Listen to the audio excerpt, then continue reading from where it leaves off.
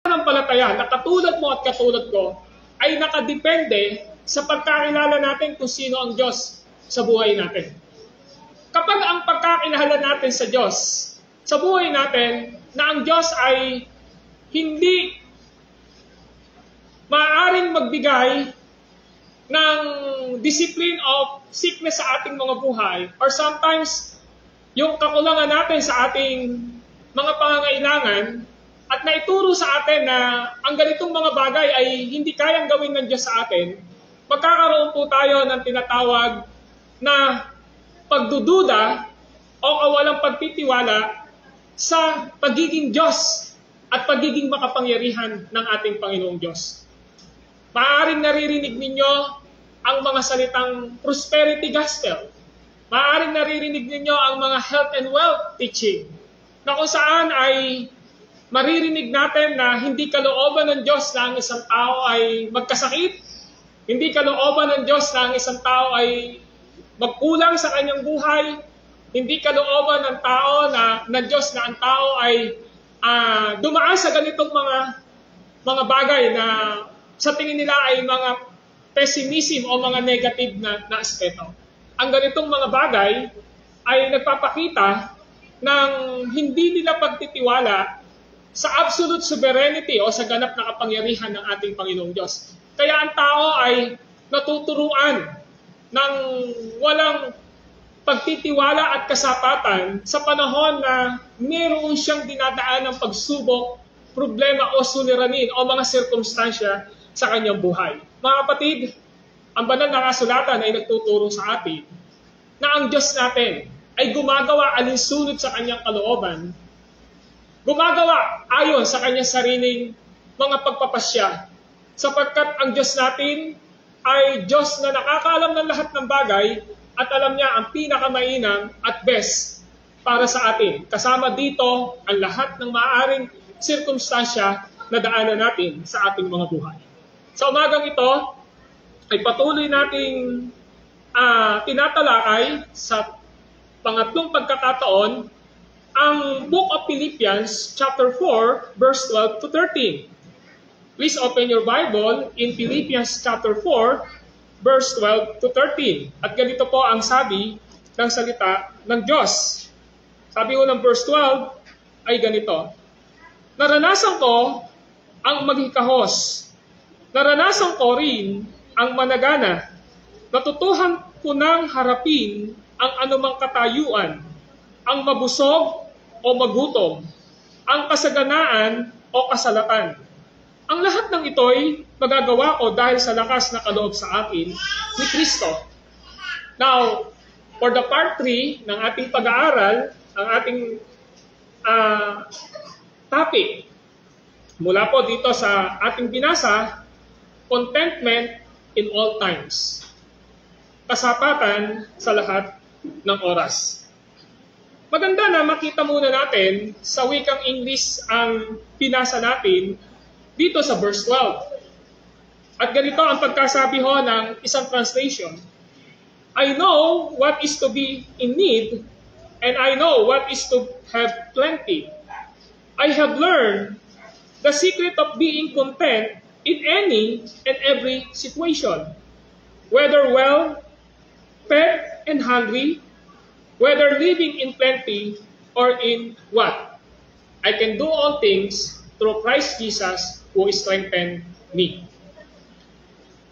Makikita natin si Apostle Paul dito sa kanyang pagtatapos ng kanyang sulat sa Philippians Church.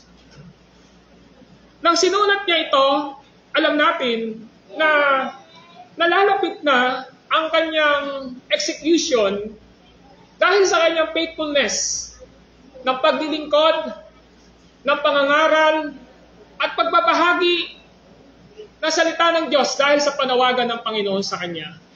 Alam natin, nang sinulat ito ni Apostle Paul, siya ay natatanikalaan at nakakulong sa Roma at hinihintay ang hatol ni Haring Nero sa kanya kung siya ba ay makalalaya o siya ba ay mamamatay. Sa kabila ng ganitong mga kalagayan, ay natutunan ni Apostol Pablo na pagtiwalaan ang ating Panginoong Jesucristo sa kanyang buhay. Nakita natin dito sa ating pag-aaral na kung saan nagtiwala siya sa providensya ng ating Panginoong Diyos.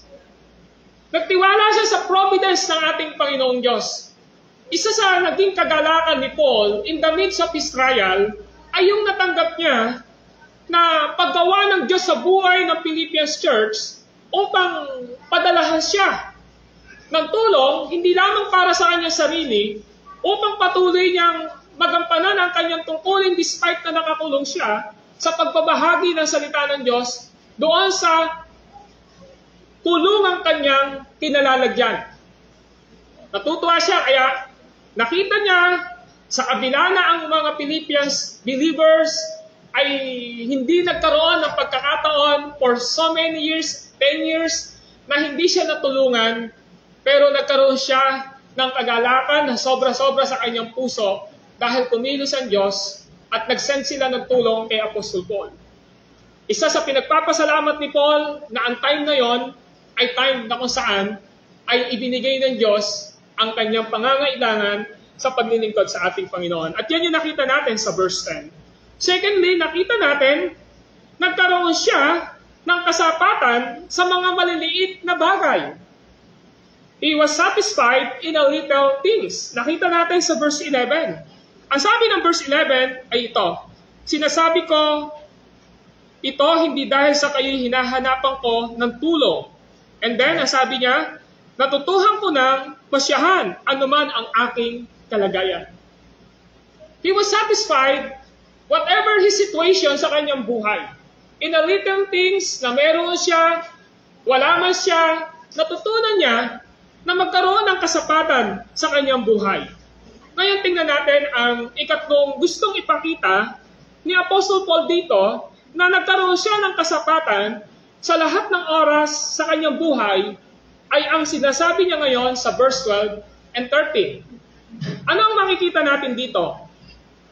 Mga kapatid, magkakaroon ka ng contentment sa lahat ng oras ng iyong buhay by your independence from circumstances.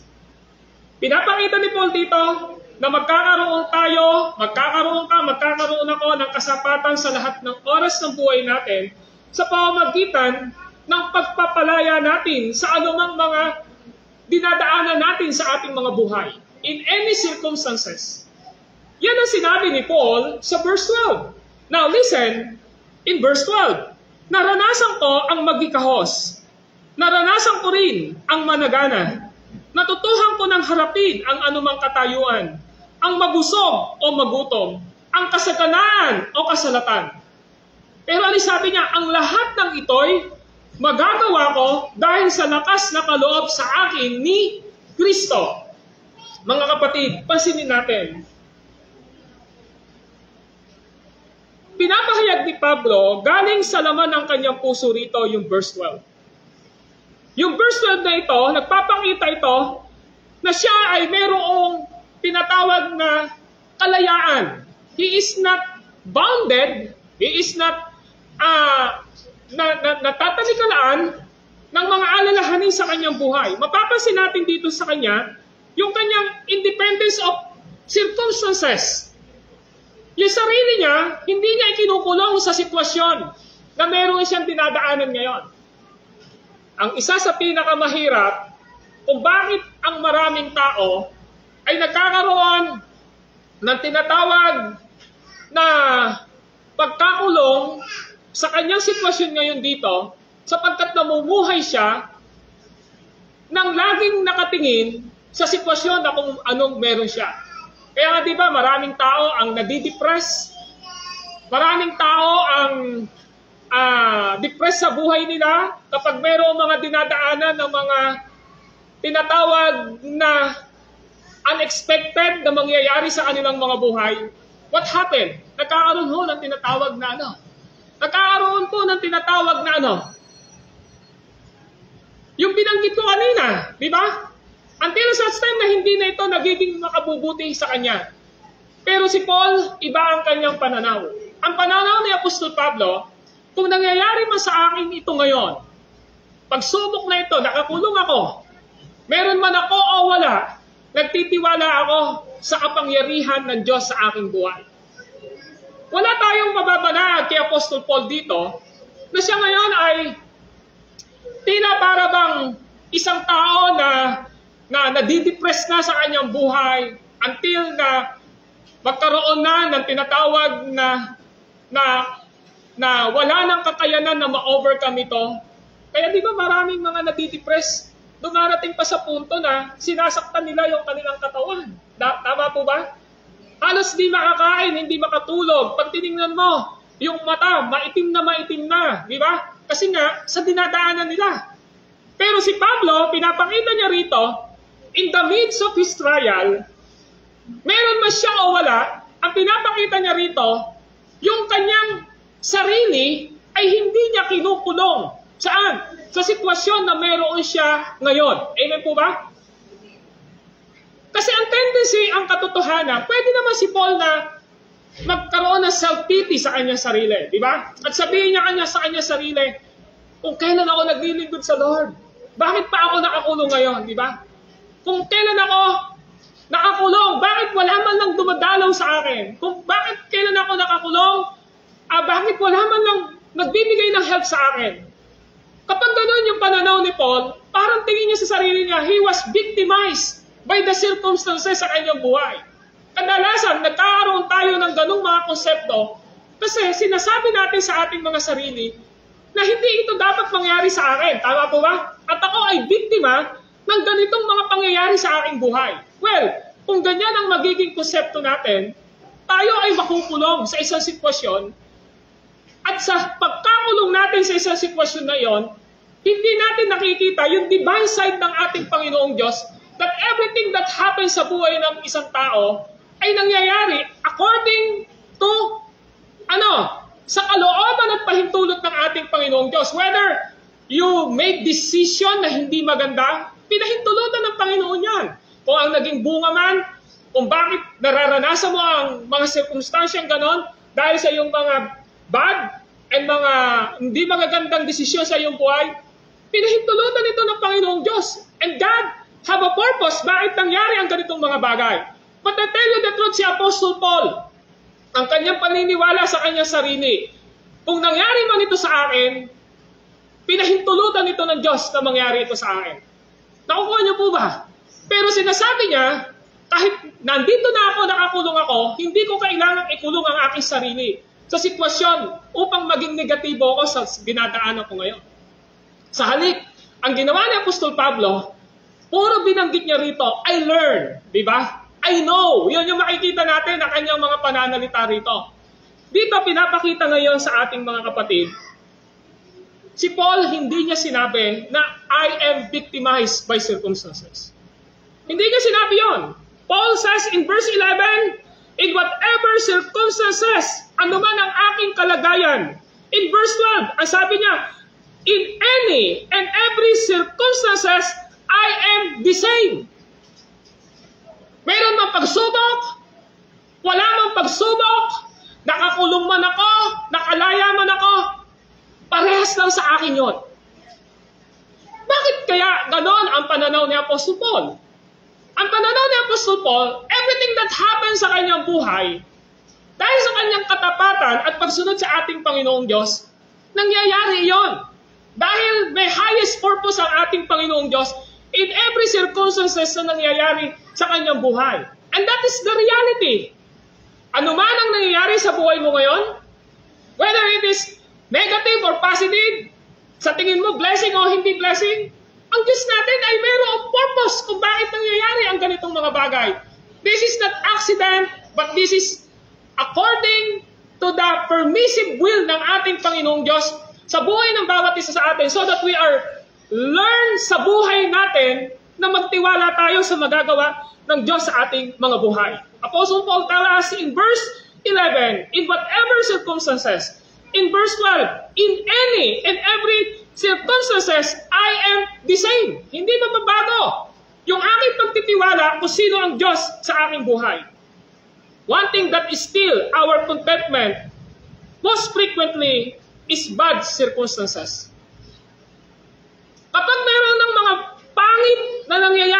circumstances sa buhay natin, ano yung nangyayari sa atin?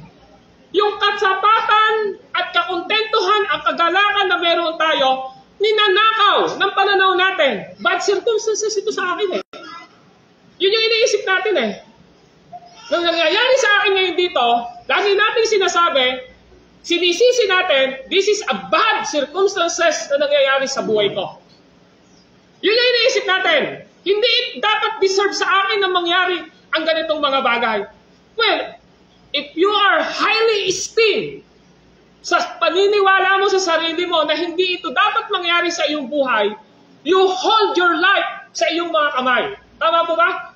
But I tell you the truth, every minutes ng buhay ng isang tao is under the hands of our sovereign God. Amen po ba? Nothing happens sa buhay natin na hindi naging permissive will o pinahintulutang kalooban ng ating Panginoong Diyos. Sometimes, nawawala yung joy natin. Nawawala yung ating kakontentohan sa ating mga buhay when bad circumstances coming sa buhay po natin. Tama po ba? Well, kapatid, Apostle Paul, hindi niya inisip ang ganitong mga bagay. May mga pagkakataon na nagkakrumble tayo sa ating mga buhay, nawawala ang ating kasapatan, nawawala ang ating kapayapaan because we are victimized by circumstances. Yun yung lagi nating nasa isip eh.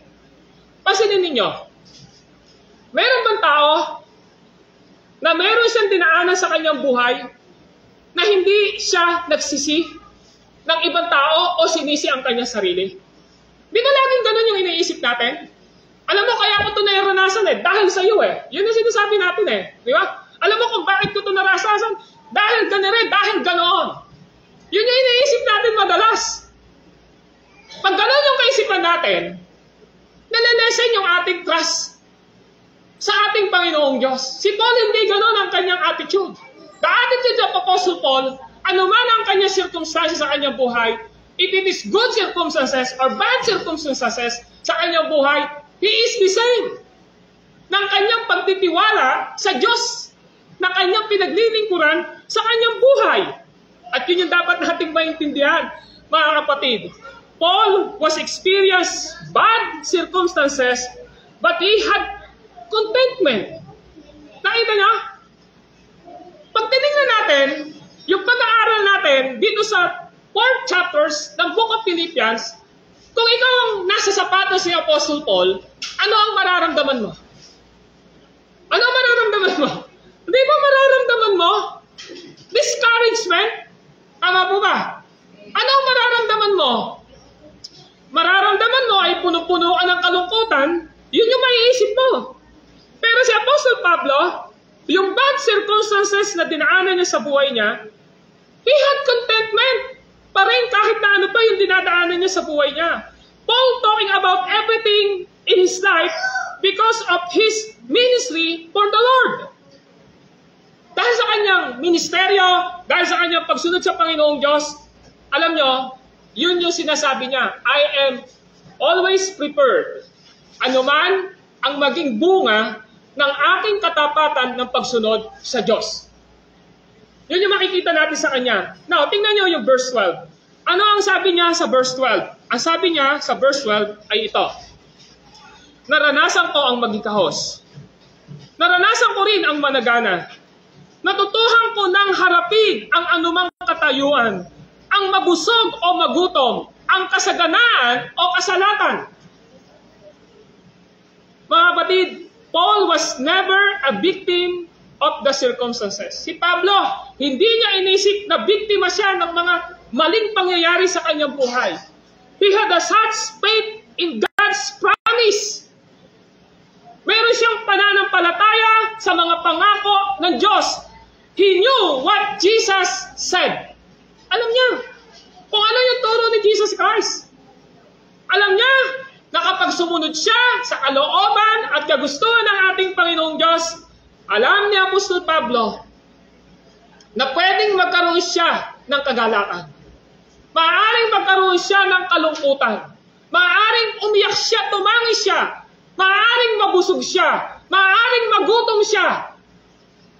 Dahil alam niya kung ano ang direksyon ng kanyang relasyon at pananampalataya sa Panginoong Diyos.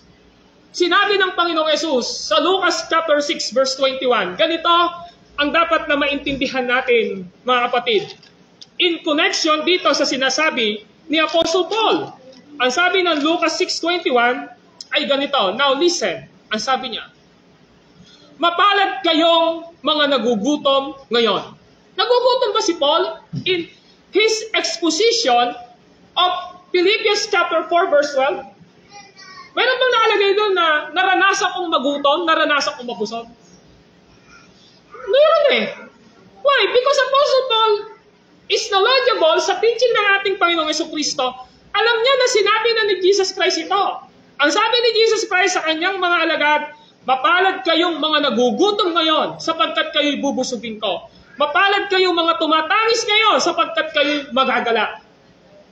Alam ni Paul ito. Alam ni Apostol Paul ito. Na teaching ni Jesus Christ. Sa buhay natin, hindi ko pwedeng lagi na lang tayong nakatawa. Tama po ba? Hindi rin ko pwedeng lagi tayong umiiyak. Hindi rin ko pwedeng lagi tayong nakabusangot. Kung titingnan natin, if your age is 50 years old, lahat ng ito naranasan na natin. Whether you are Christian or not Christian, dinaanan natin lahat ng ito. One thing kay Apostle Paul, na nakatitiyak siya, kung siya man ay nagugutom, kung siya man ay tumatangis, alam niya na mayroong Diyos na nakakaalam ng sitwasyon ng kanyang buhay. Yun yung gusto ipakita ni Paul dito. Kaya nga, ang punto ni Paul dito, in my cross-reference dito sa Lucas chapter 6, verse 21, na you are blessed if you are hunger now, because God will satisfy you. Kung ikaw ngayon ay tumatangis, nalulungkot ka, ang sinasabi ng banal na kasulatan, sometimes God will give you ng kagalakan sa iyong puso. This is the balanced teaching of the Word of God. Kaya di ba may kanta, ang buhay ng Kristiyano ay masayang tunay, hep-hep, kapay di ba? Totoo po yun, inside. Pero that is not always true sa buhay ng isang Kristiyano. Kapag may sakit ka, di mo nakakalungkot? Alam mo yung tumawa ka, masakit na yung buong katawan mo dahil ikaw ay meron ng trangkaso. Masakit na yung buong katawan mo. Sabi ko pa, natatawa ako. Hindi, iiyak ka eh. Nung nagkaroon ako ng trangkaso, nag-iisa ako rito. Umiiyak ako.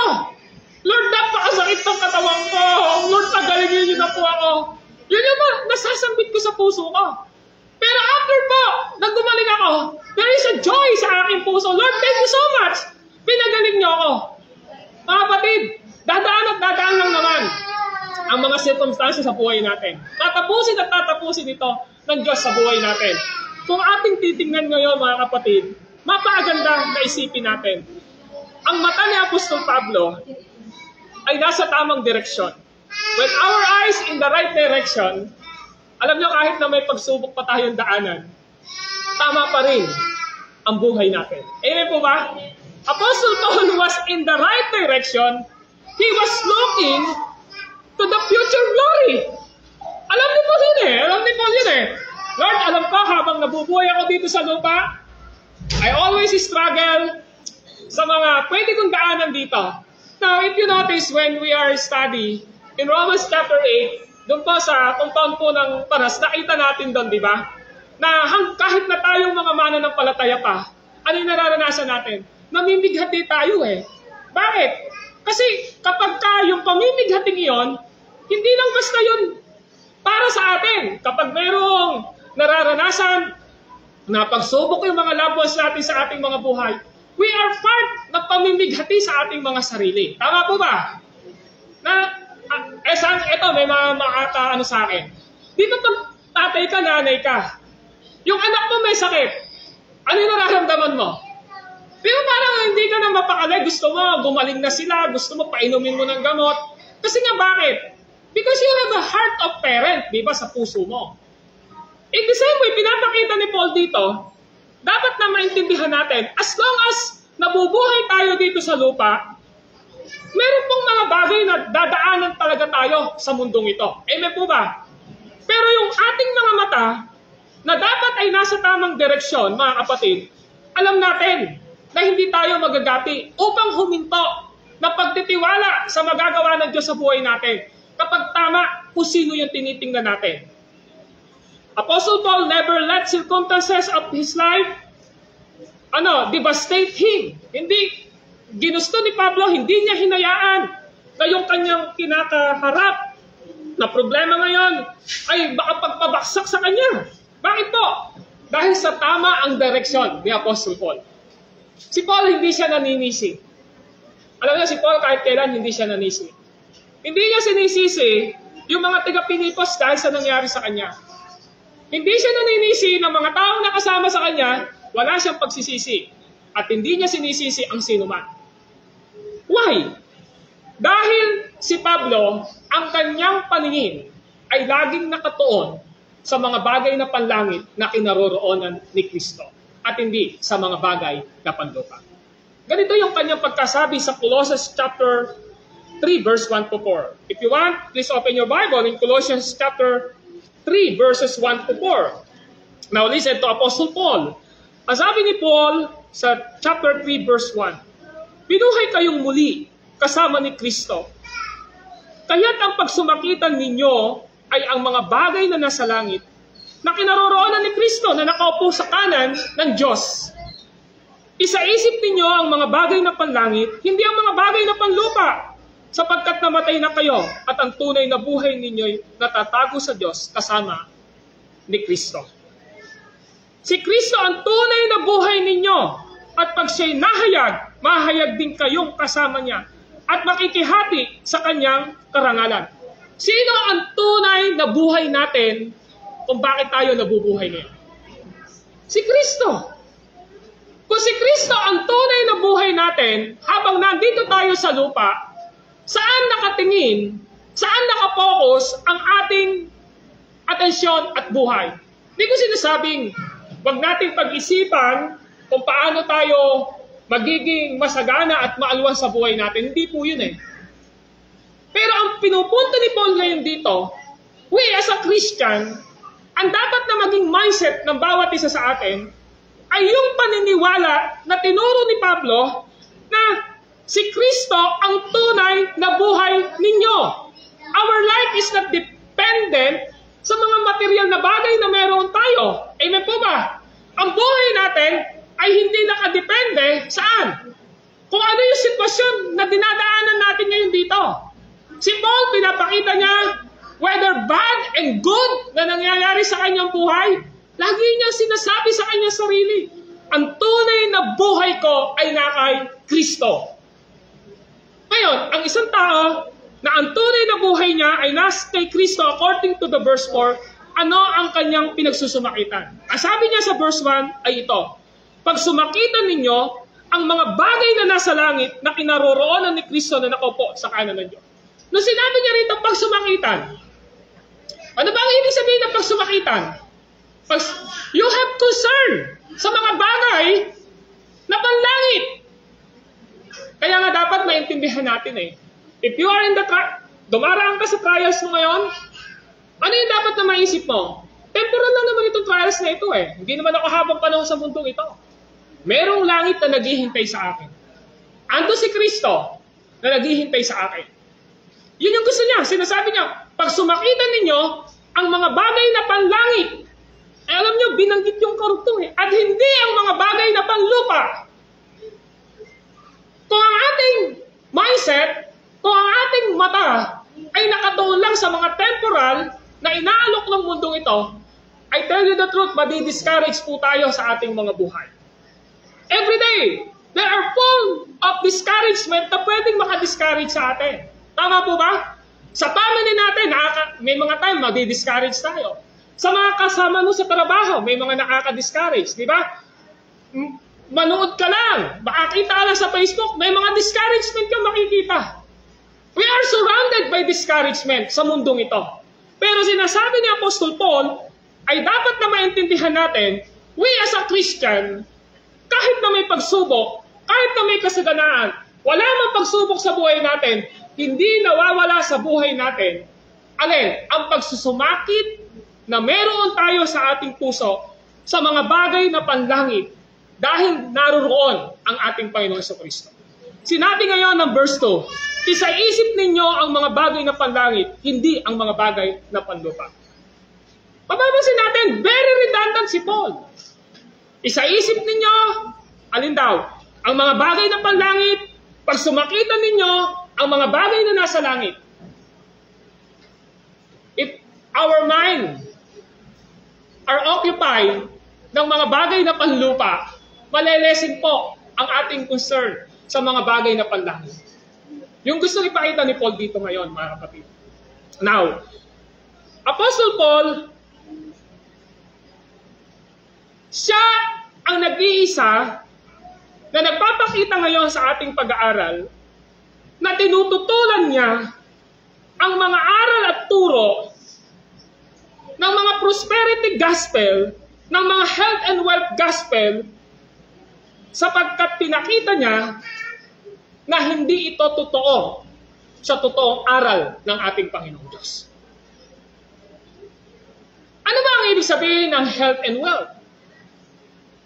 Mas maraming simbahan ngayon nagtuturo na ang Kristiyano dapat malusog siya. Na ang Kristiyano dapat mayaman siya. Na ang Kristiyano dapat hindi siya deserve sa kanyang kalagayan ngayon kung meron man siya pagsubok ngayon. Puro yun yung maririnig natin sa maraming preaching. Especially in America. Turo yan nala Benny Hinn, turo yan nala Joseph Prince, turo yan ng mga American prosperity teacher and health teacher. Makikita natin dito sa Pilipinas, nandyan ang mga nagtuturo ng prosperity gospel na madalas ay nasa G12 na napainggan natin nung linggo na ang sabi ng isang obispo ng isang G12, ang sabi niya, 10 years from now, pag nakita ko kayo na wala pa kayong sasakyan at nakita ko yung sa kalsada, sasagasaan ko kayo. Di ba? Yun yung makikita natin eh. Dapat mangangawit na ako, kada dasal, na lahat kayo ay meron ng kotse. Parang ang buhay ba ng isang Kristiyano, kapag wala kang kotse, eh hindi ka na okay. Pag tinignan mo yung turo, parang ganun eh. Nakuha yung punto natin dito. Lagi na lang pera, kasaganaan ang itinuturo. Si Paul hindi siya nagturo ng ganyan. Napakabalanse ng turo ni Paul. Alam niyo, meron niya isang teaching si Paul eh. Sabi niya, magagawa ng Diyos na pasaganain kayo sa lahat ng bagay. Hindi para sa kinin mo. Ano karugtong? Upang may maitulong kayo. Saan? Sa pagkakawang gawa. Saan? Sa church, sa mga tao.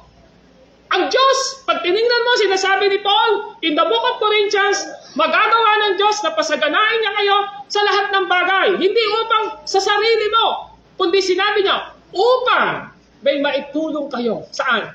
Sa pagkakawang gawa. Whether it is in the church or sa mga tao na dapat tulungan. Yun yung pananaw ni Paul. Si Paul, ang lagi niya sinasabi, na ang marka ng isang maturity at pagpapala ng Diyos sa buhay ng isang tao ay hindi sinusukat sa mga material na bagay. Nakailan po ito? That's why Apostle Paul teach us in Philippians chapter 3 verse 17 and 21. Balik po tayo sa Philippians chapter 3 verse 17 to 21.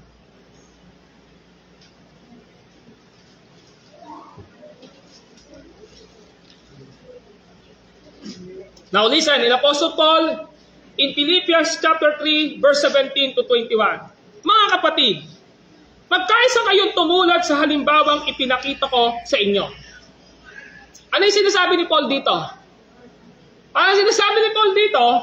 Mga kapatid, magkaisa kayong tumulad sa halimbawang ipinakita ko sa inyo. So, para sinasabi ni Paul dito, yung doktrina na meron ako, yung gospel na meron ako, hindi ko lang to sinasabi. Kundi, nakita nyo ito sa pamumuhay ko at pwede ba gayahin nyo ito? Yun ang sinasabi ni Paul ngayon. Ngayon, tuloy natin. Kami ang gawin ninyong huwaran sabi, masdan ninyo ang lahat ng sumusunod sa mga halimbawang ito. So sinasabi niya, kami ang gawin ninyong huwaran, masdan ninyo yung mga halimbawa ng mga kapatiran ninyong sumunod na sa mga prinsipyo ng aral na ito. Yun yung sinasabi ni Paul ngayon. So ang tanong natin ngayon dito, bakit? Kasi sabi ni Paul, in 1 Corinthians chapter 11, verse 1, imitate me as I imitate Christ. Gayahin niyo ako katulad ng paggaya ko kay Kristo. So ibig sabihin, pinapakita niya ngayon dito, na ang isang totoong Kristiyano ay possible na everything na pwedeng mangyari sa kanya ay yung kanyang sinasabi ngayon doon sa chapter 4, verse 12. Nakita natin na natutunan ko ng magkaroon ng ganito, mawalan ng ganito, mabusog, maghutom, everything na sinasabi ni Paul. Now, tuloy natin itong binabasa natin sa Philippians chapter 3. Ano ang sabi ng verse 18? Tulad ng malimit ko sabihin sa inyo, at ngayon luhaang inuulit ko, marami ang mamumuhay bilang mga kaaway ng krus ni Kristo. Kapahamakan ang kahihinatnan nila. Tingnan niyo karugtong, sapagkat ang dinyodyos nila ay ano daw? Ang hilig ng kanilang katawan. Hilig ng kanilang katawan. Ikinararangal nila ang mga dapat sana nilang ikahiya at ang pinag-uukulan nila ng pansin ay ang mga bagay na lupa. So nakita niyo, sabi ni Paul, ang isang tao na ang nag-o-occupy ng kanyang isip ay ang mga bagay na panlupa. Ang isang tao na ang iniisip niya ay ang hilig ng kanyang katawan. Ang isang tao, ang iniisip niya ay ang mga bagay na mga material na hindi na nagpapalakas sa kanyang pananampalataya at nagbibigay ng kaluwalhatian sa Diyos. Ang sabi ni Paul, kapahamakan ang naghihintay sa kanila. Sa ibang translation niya, ginamit ginagawa nilang Diyos ang kanilang mga tiyan. Ano ibig sabihin nito? Si Paul sinasabi niya, yes, hindi ho masama na tayo bilang mga mananampalataya ay manalangin ng pagpapala ng ating Panginoong Diyos. Tama po yun. Kaya nga ang prayer ni Jesus Christ, bigyan mo kami ng kakanin namin sa araw-araw. Kaya, sinabi ko sa inyo kanina, kaya at magagawa ng Diyos kapag palain niya kayo sa lahat ng bagay para may maitulong kayo.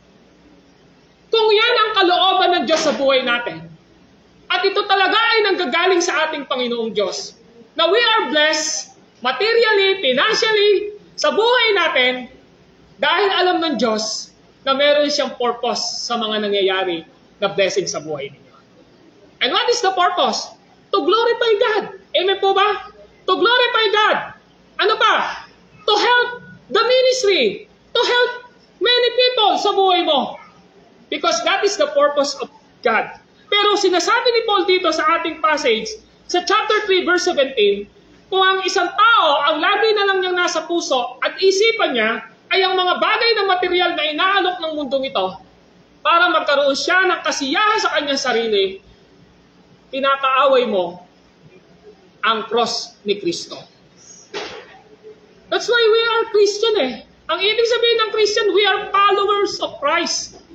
Kapag pinag-usapan ang cross, ang ibig sabihin doon, if we are truly and genuine Christian, we are willing to carry the cross sa buhay natin, anuman ang daanan po natin sa ating mga buhay.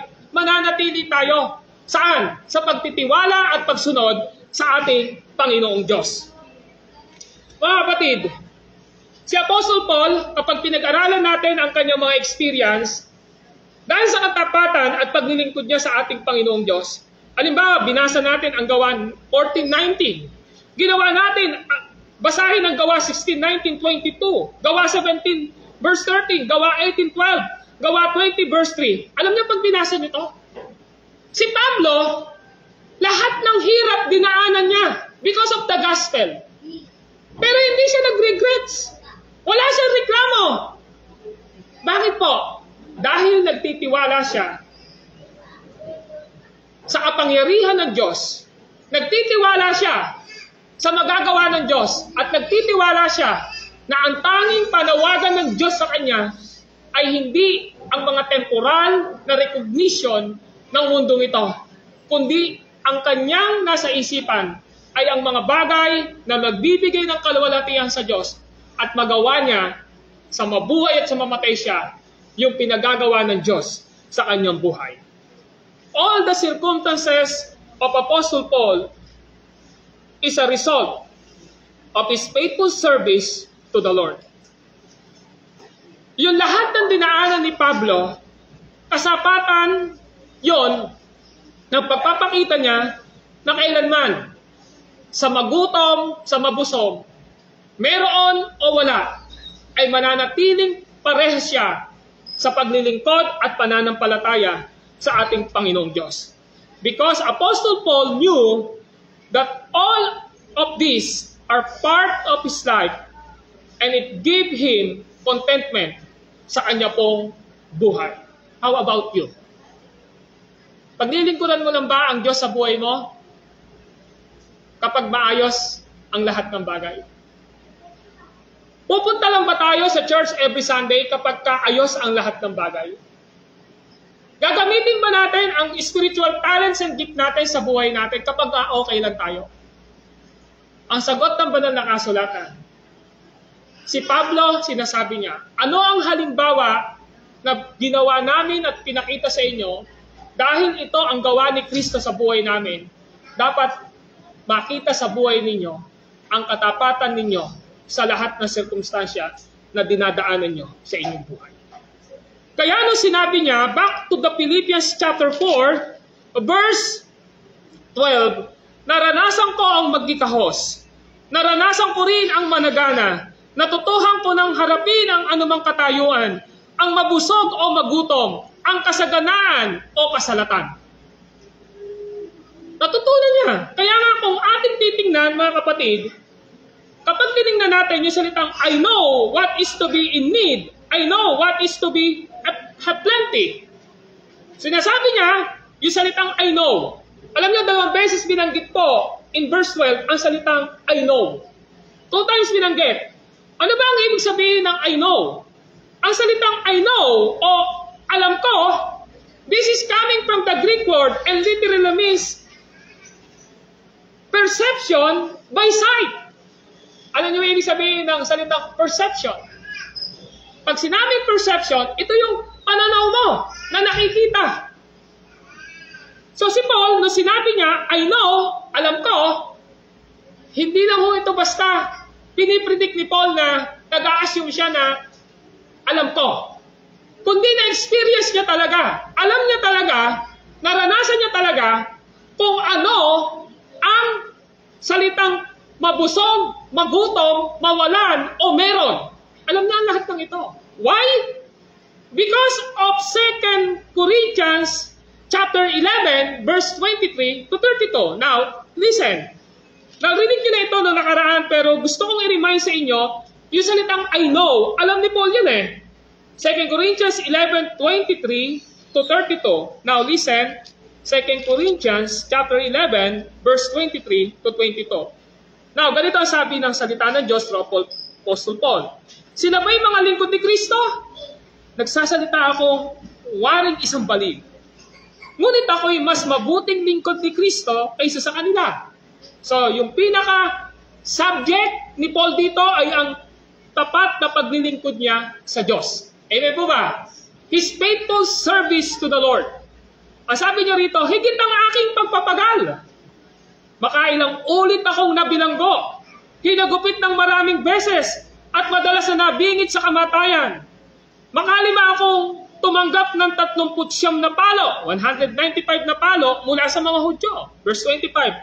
3 ulit kong naranasang hagupitin ng mga Romano, at minsan binato.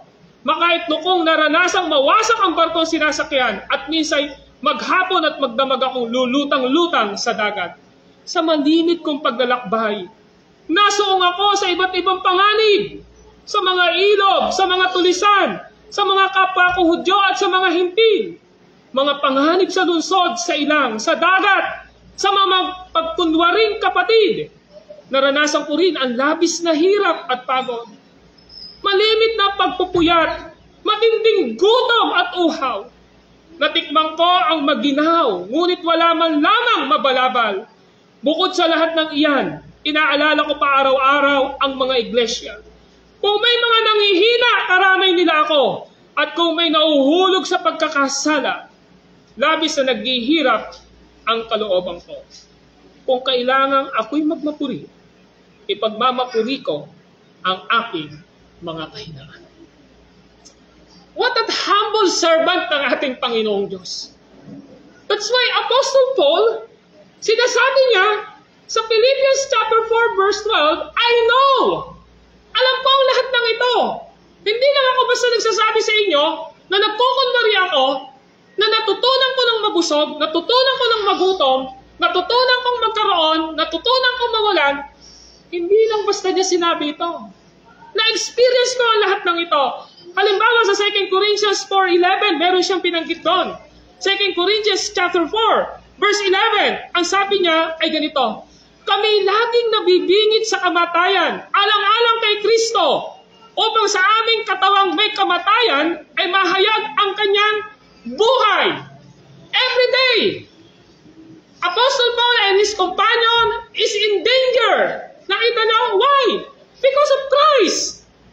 Tingnan niyo pa po, ang sabi niya sa 2 Corinthians 6:4. Ang sabi niya sa 2 Corinthians 6:4 ay ito, sa halip, ipinapakilala ko sa lahat ng paraan na ako'y lingkod ng Diyos sa pagtitiis ng kahirapan, kapighatian at mga kagipitan. I know, sabi ni Paul, alam ko ang lahat ng ito. So ang punto ni Paul dito, Paul's principle of life is the sovereignty of God and His accountability sa kanyang buhay. Back to Philippians chapter 2 verse 13 to 12. Ano ang sabi ni Paul dito sa Philippians chapter 2 verse 13? Sabi niya, sapagkat ang Diyos ang nagbibigay sa inyo ng pagnanasa at kakayahang maisagawa ang kanyang kalooban. Kung ang kalooban ng Diyos sa iyo, may pagsubok na dumaan sa buhay mo, ang sabi ng Biblia, hindi ka niya bibigyan ng pagsubok na hindi mo makakaya. Tapat ang Diyos na tumawag sa inyo at tutulungan ka niya na magtagumpay ka sa panahon ng iyong pagsubok. Nakuha yung punto ni Paul dito? Kung ito yung kalooban ng Diyos sa atin, we cannot thwart and resist the plan of God sa ating mga buhay. Pero sapat ang Diyos sa atin eh. If we have experience ng ating karamdaman, sapat ang Diyos upang bigyan niya tayo ng kakayanan na mapagtagumpayan ito. May mga time we are lack of financial sa ating mga buhay.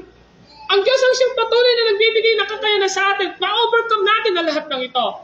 Sometimes, may mga temptation sa buhay natin para hindi na tayo makapagpatuloy sa ating pananampalataya, paglilingkod at buhay spiritual natin. Pero ang Diyos natin ang naglalagay sa puso natin ng pagnanasa at kakayahang magawa ang kanyang panukala at kagustuhan sa ating mga buhay. So mga kapatid, Apostle Paul is always rely to the sovereignty of God sa kanyang buhay.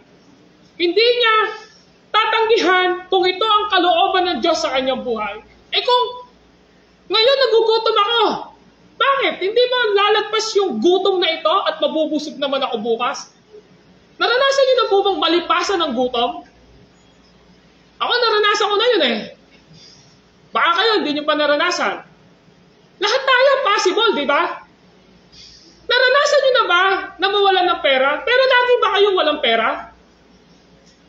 Naranasan niyo na ba na malungkot? Pero hindi dumating ang galak? Lahat na yan ay dadaan sa buhay natin. Pero ang Diyos ang nagbibigay ng pagtatagumpay sa atin. Dahil tinuturuan niya tayo in the midst of any circumstances sa buhay natin, without Christ, we can do nothing sa ating mga buhay.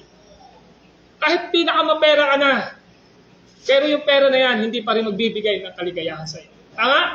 Kahit na ikaw ay kilala, yung pagiging kilala mo, hindi pa rin magbibigay ng kakumpletuhan sa buhay mo yan. Everything na dito sa mundong ito ay hindi nagbibigay ng tunay at genuine na kagalakan, kasapatan, kaligayahan. Na kay Kristo ang kasapatan at tunay na kaligayahan ng bawat isa sa atin. Amen po ba? Yan ang gustong ipakita. Now, binanggit pa rin ni Paul ang salitang I know, alam niyo, tinignan ko po ito. It is also from the Greek word ginosko. Ang ibig sabihin po dito ay ito. To knowledge, obtained by experience or experiential knowledge. Kaya si Pablo, nagsasalita siya by experience. Nagsasalita siya dahil naranasan niya ito. Halimbawa, sa Philippians 4:9. Ano ang sabi ni Paul sa Philippians 4:9? Now listen. Isagawa ninyo ang lahat ng inyong natutuhan, tinanggap, narinig. Kanino daw? At nakita sa akin. Meron kayong nakita sa akin. Meron kayong narinig sa akin. Meron kayong natutunan sa akin. Kaya ko lahat sinasabi ito dahil lahat ng ito pinadanas na ng Diyos sa akin. Pero buhay pa rin si Paul. Kaya nga sometimes our testimony is a big help doon sa mga kapatiran na meron tayo. Di ba? Kapag dumaraan ka sa pagsubok ngayon, nananatili ka pa rin matatag at sumusunod sa kalooban ng Diyos, nakaka-encourage yung ganung mga bagay di ba? Na kahit na may pagsubok, may problema ka, makikita pa rin na ikaw ay nagtitiwala sa ating Panginoong Diyos. Hindi yung konting pagsubok mo lang at problema sa buhay mo, kabod na lang, baksak ka. Huwag naman sana tayong ganun, di ba? Kasi bakit? Hindi nakaka-encourage sa ibang mga kapatiran natin yun. Di ba? Sabi nga nung isang napanood ko, alam mo, namatayan ka na ng anak, bakit hindi ka umiyak? Di ako umiyak kasi sa akin humuhugot ng lakas yung mga anak kong natitira pa. Napansin niyo yun? Pero deep inside sa kanya sarili, umiiyak na siya. Baka pagka nag-iisa lang yun, nasa CR yun, baka umiiyak na yun di ba? Pero hindi niya pinakikita yung kanyang pagiging talunan sa harapan ng kanyang mga anak. Ewan po ba? Ganun tayo dapat. Lord, alam ko na hindi ko ito kaya without you, pero Lord, help me. Gamitin mo itong dinadaanan kong ito upang maging encouragement sa mga taong nakakakita sa akin. Amen po ba? Yun yung gusto ipakita ni Apostle Paul dito. Kaya sabi niya, isagawa ninyo ang lahat ng inyong natutunan, tinanggap, narinig at nakita sa akin. Kung magkagayon, sa inyo ang Diyos na nagbibigay ng kapayapaan. Hindi masasabi ni Paul yon na, alam niyo, kahit na nakakulong ako, may pagsubok ako, I have a peace of mind. Kaya sabi niya tingnan niyo yung pantundula, sabi, kung magkagayon, sa inyo ang Diyos na nagbibigay ng kapayapaan. Hanggat ang Diyos po natin ang nagro-rule sa buhay natin, kahit na may pagsubok, may problema, there is a peace of mind sa ating pong mga puso. Ewan po ba? Yun yung gusto pakita ni Paul dito. Kaya, yung isang gusto kong tingnan natin dito ngayon, sa chapter 4, verse 12, ay yung karugtong. Sabi niya, natutuhan ko na. Sa ibang translation, I learned. Diba sabi ron? I have learned the secret of being content in any and every situation. Ano ba ang ibig sabihin ng learn? Of course, the word learn means to teach fully. Kaya pag tanignan nyo, redundant na lang Yung salitang learn, natutunan daw niya. Sa Greek word, ang ibig sabihin po nito, to teach fully. Tinuruan na siya. Buong-buo itinuro sa kanya. Ano ang ibig sabihin natin ngayon dito? Ang ibig sabihin po ngayon ni Paul dito, mga kapatid, ay ito. You can live victoriously in times of circumstances. Yes, amen po ba? Kaya natin palang mabuhay ng matagumpay sa anumang sirkumstansya ng buhay natin. Kung nagtitiwala tayo sa kapangyarihan at ginagawa ng Diyos sa ating mga buhay. If you're looking and setting your affection on things above and not on things on the earth, because you count it all joy for the privilege of suffering for the sake of Christ. Alang-alang kay Kristo. Kung ano man yung dinadaanan ko ngayon dito, lagi pa rin akong titingin kay Kristo at sa mga bagay na pinlano ng Diyos sa aking buhay. You must have heavenly perspective. You have an eternal perspective. You're looking to your eternal reward. Kapag ang ating mindset nakatingin po saan? Sa makalangit. na bagay. Saan? Sa walang hanggang ipinangako ng Diyos sa atin. Saan pa? Sa mga bagay na inihanda ng Diyos upang igawad niya sa atin kapag nandun tayo. Yung buhay na walang hanggan. Di ba sabi naman ng Bible? Sa langit, wala ng karamdaman, wala ng luha, wala ng hirap, wala ng dalamhati, wala ng kamatayan. Lahat ay lumipas na. That is our full hope na hinihintay natin sa buhay natin. Why? Lahat tayo, temporal. As long as we live sa mundong ito, possible na dumaan tayo sa mga bagay na binanggit ni Apostol Pablo. Mga kapatid, pinapakita ngayon sa ating pag-aaral in verse 13. Naranasan ko ang magikahos. Naranasan ko rin ang managana. Natutuhan ko ng harapin ang anumang katayuan, ang mabusog o magutom, ang kasaganaan o kasalan. Pero ang sabi ni Paul, pag-aaralan natin ito sa susunod na Sunday, ang lahat ng ito, yung lahat na binabanggit dito, yung lahat ng dinadaanan niya. Yung lahat ng dinadaanan niya na binanggit niya sa kabuuan ng chapter 1 hanggang chapter 3 and 4, ang lahat ng ito, sabi niya, magagawa ko. Magagawa ko ano? Magtagumpay. Dahil sa lakas na kaloob sa akin ni Kristo. Kaya pala niya kaya yun. Dahil kay Kristo na nagbibigay ng lakas sa Kanya upang mapagtagumpayan niya ang anumang sitwasyon ng Kanyang buhay. In the same way, ganun din tayo. Kapag hahanapin natin ang lakas sa ating Panginoong Jesucristo, magagawa po natin ang lahat ng ito. Kaya nating magtagumpay. Amen? Kaya nating magtiwala sa Panginoong Diyos. Ano man ang sitwasyon natin, kapag ang puso natin ay tama sa Panginoong Diyos, ang Diyos ang magbibigay sa atin ng lakas ng loob dahil kay Kristo at tayo ay magtatagumpay. Kapatid, ano yung dinadaanan mo sa buhay mo?